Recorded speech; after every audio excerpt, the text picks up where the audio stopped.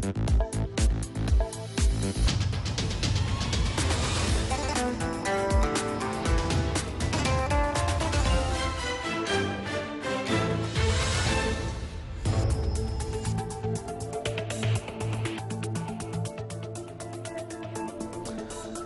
evening, you're watching the news from the Sultanate of Oman television. First, the headlines. Heavy to moderate rainfall in various wilayas of the Sultanate.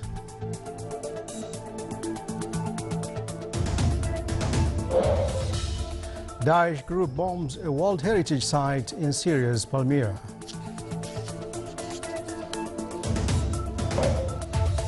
And Germany urges the EU partners to focus on how they can solve Europe's worst refugee crisis.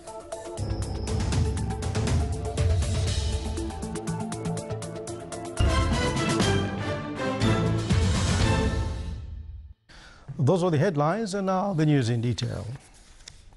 Latest weather charts indicate a trough of low pressure affecting the governorates of northern parts. It rained heavily in the wilayas of the governorate of Muscat. It also rained heavily in the wilayas of Rustaq, Al-Awabi and Nakhal in the governorates of South Batna, in addition to the wilayat of Suwaiq in the governorate of North Batna. The low pressure also affected the governorates of Lahira. The wilayats of Ibri and Danq had heavy rains.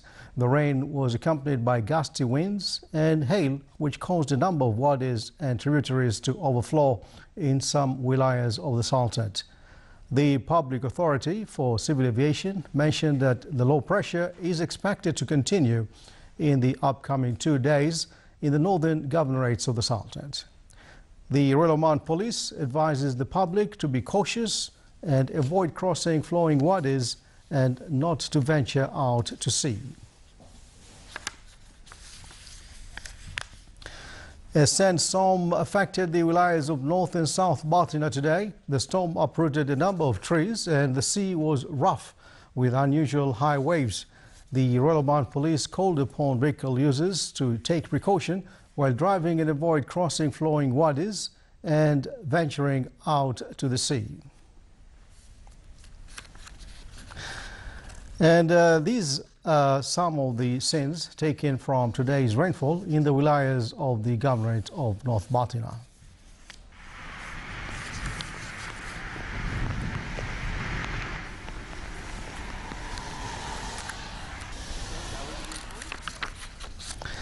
With the aim of providing uniforms for the industrial establishments as well as finding a source of income for social insurance category, a number of ambitious women in the field of private businesses held a workshop for cloth tailoring in cooperation with Jasur establishment. The social project named Nargis aimed at enabling Omani women to participate in the field of entrepreneurship. It's worth mentioning that Jasur establishment trained for 10 months a number of Omani women in the field of tailoring, and it selected 13 women out of them to join Najris project. The Omani women wish to expand other business and establish a factory tailoring clothes for industrial establishments and its staff.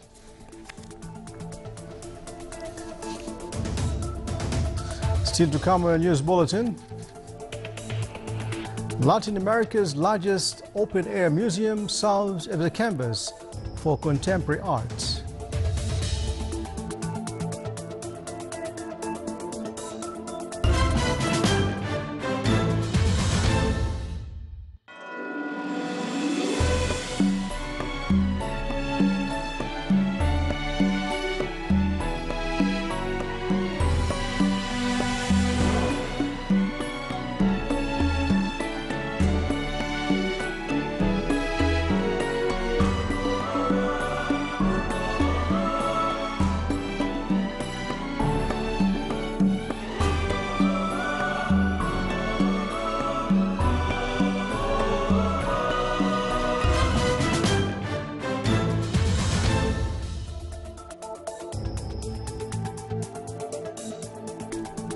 Welcome back to the news from the Sultanate of Oman television.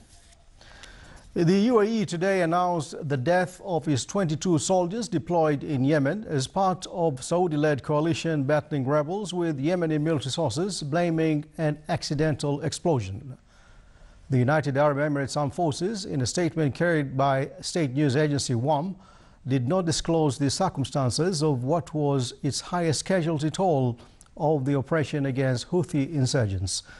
But Yemeni military sources said Arab coalition soldiers were among those killed today in an accidental blast at an ammunition store in the eastern oil province of Ma'rib. The blast at a military base in Safar, 250 kilometers east of Sana'a, also killed several Yemenis, a source at the scene said so. The White House said it was closely monitoring reports that Russia is carrying out military operations in Syria, warning such actions, if confirmed, would be destabilizing and counterproductive. The comments come after images appeared on a social media account linked to Syrian fighters purporting to show Russian aircraft and drones near Idlib province.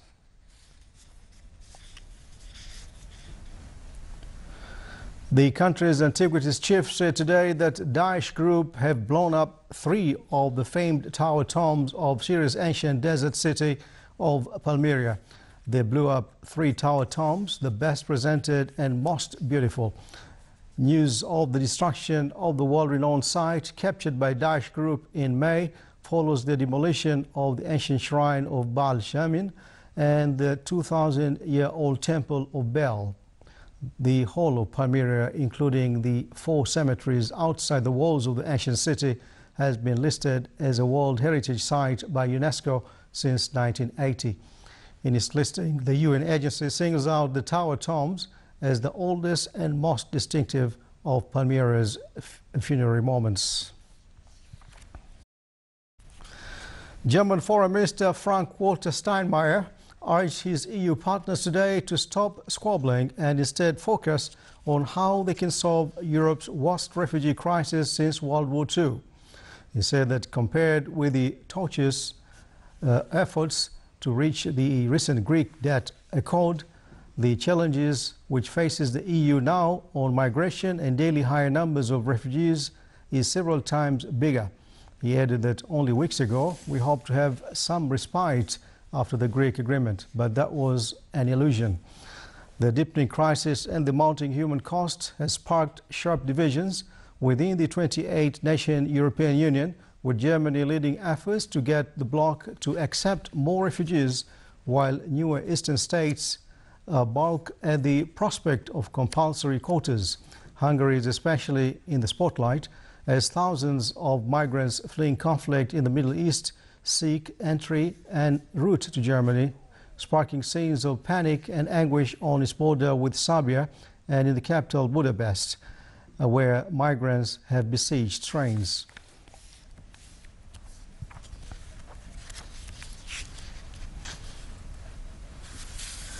Haji Gak mine is Afghanistan's largest iron ore deposit, but the companies who have won the bid to exploit it still haven't started.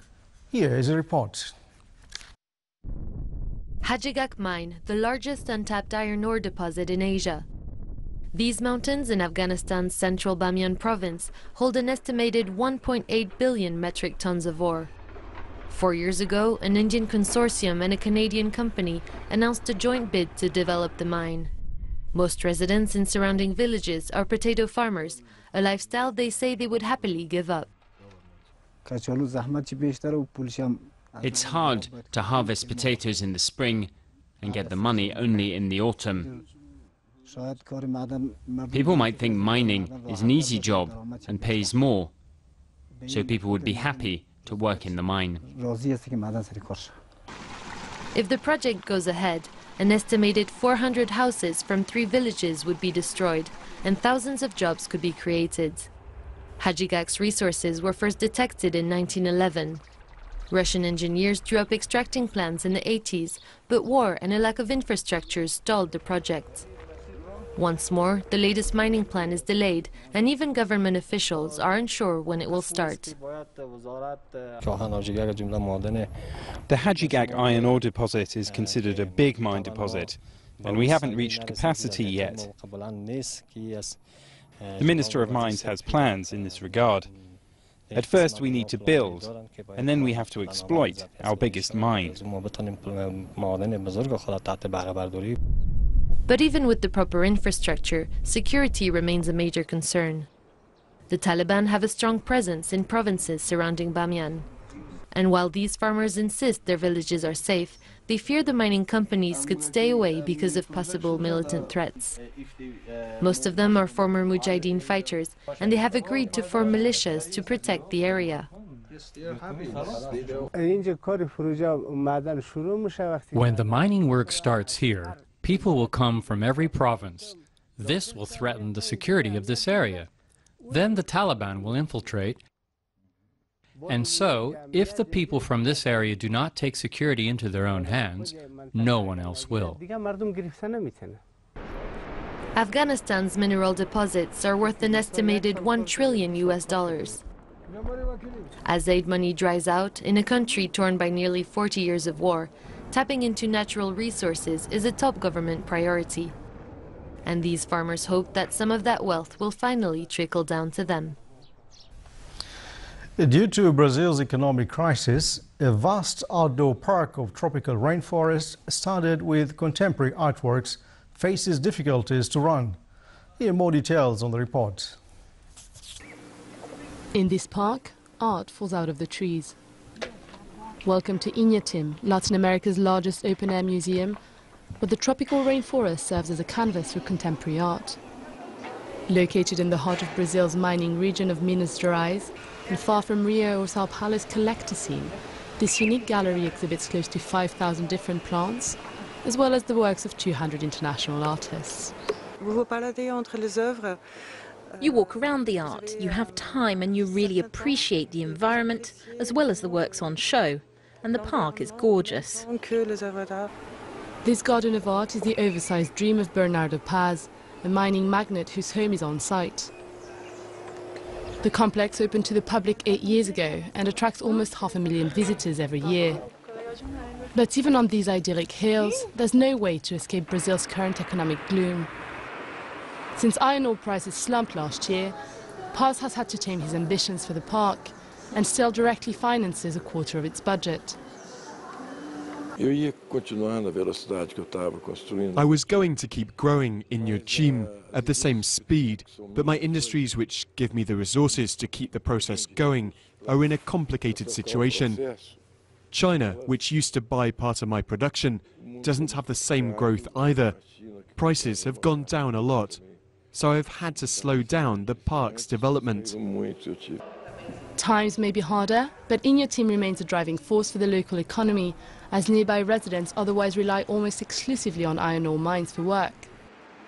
Paz employs some 800 laborers and puts on frequent public art and educational events. I'm retired, but I have many friends who work at Inhatim. He gives people work. Paz is looking for corporate sponsors and plans to continue expanding with new galleries and a first boutique hotel. Despite its financial woes, it seems like Brazil's unique jungle museum is here to stay.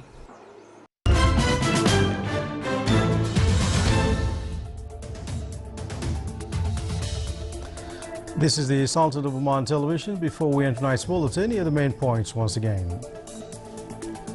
Heavy to moderate rainfalls in the various wilayas of the Sultanate.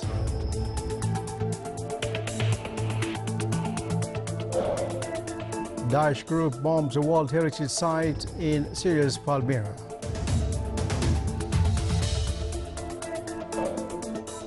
And Germany urges the EU partners to focus on how they can solve Europe's worst refugee crisis. With that, we come to the end of tonight's news bulletin. From all of us here in the newsroom and the studios, be cautious on the weather and drive safely. Good night.